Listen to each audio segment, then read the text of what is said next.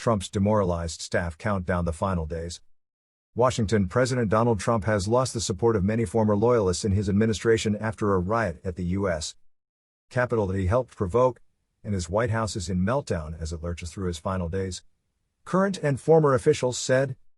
While Democrats plan to introduce an article of impeachment against Trump on Monday, many White House staff members are upset and embarrassed by the turn of events, and are eager to move on.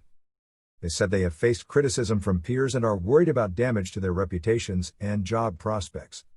Some who weighed resigning in the last few days have decided to stay on to help ensure a smooth transfer of power and, within the agencies that report to the White House, to protect against rash moves by the president or his remaining inner circle.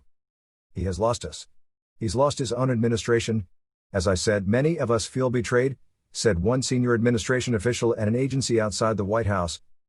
In terms of taking any direction on policy or any last-minute flyby sort of changes, I think we're all resisting.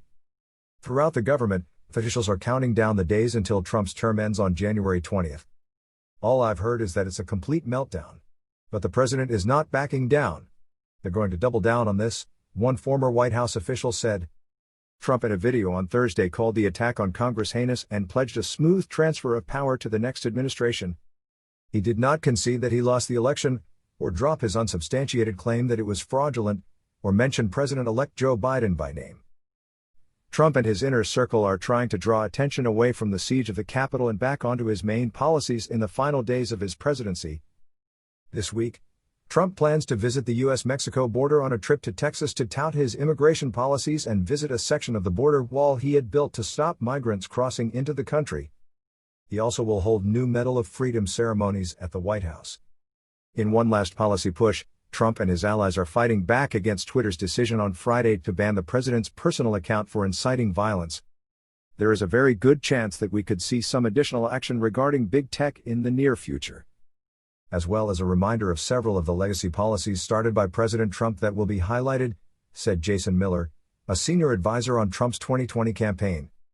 Some in the White House see any move aimed at highlighting his perceived accomplishments as tone-deaf.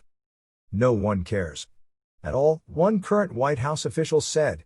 Everyone's defeated and honestly just want the next 2 weeks to just go by. The mood has been further soured by the collapse in relations between Trump and Vice President Mike Pence. Trump lambasted Pence for not finding a way to prevent Congress from certifying the election results, a power the vice president does not have. He also did not reach out to Pence to check on his safety during the riot at Congress, when Pence was evacuated along with lawmakers. The two men are now not speaking, a striking end to their 4 years at the White House, where Pence had been a loyal lieutenant through multiple crises. Pence gave a goodbye pep talk to his staff in an emotional meeting on Friday before many of them leave this week. He cited a Bible verse that his chief of staff, Mark Short, texted him on Thursday morning after Pence formally certified Biden's victory. "We have fought the good fight, we have kept the faith and we finished the race," Short said.